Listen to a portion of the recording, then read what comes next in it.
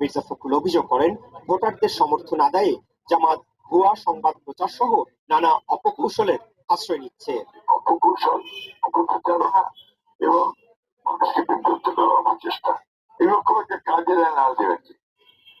মানুষের উপর যদি আমরা আস্থা থাকি, তাহলে আস্থা রাখতে হবে যে সে ভোটের সঠিক সিদ্ধান্ত নেবে। সবাইকে ভোট দিতে যাওয়ার জন্য আমরা আপনার অনুপ্রাণিত করছি, বলছি যাকে খুশি তাকে ভোট দেন, ভোট কেন্দ্রে যান, ভোট দেন, দ্যাট ইজ ইউর রাইট।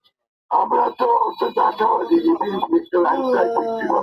এদিকে দেশের বিভিন্ন স্থানে জামাত নেতাকর্মীরা সাধারণ মানুষকে টাকা দিয়ে ভোট কেনার চেষ্টা করছে বলে অভিযোগ করেছেন বিএনপি নির্বাচন পরিচালনা কমিটির মুখপাত্র ডক্টর মাহাদি আমিন। গুলশানে দলের নির্বাচনী কার্যালয়ের সংবাদ সম্মেলনে তিনি এ বিষয়ে নির্বাচন কমিশনের প্রতি দ্রুত ব্যবস্থা নেওয়ার দাবি জানান।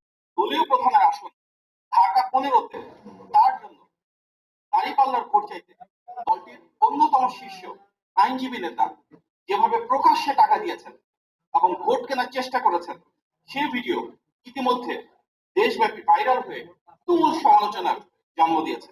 দুর্নীতির বিরুদ্ধে তথাকথিত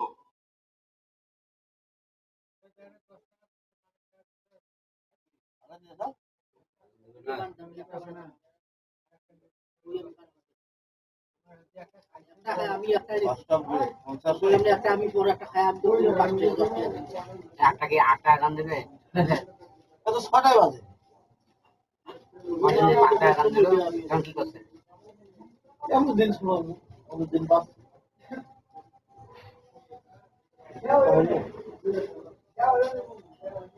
খেলা শেষ, পাইতে হবে চলা খবর হতে যাইবে এই কয়দিন।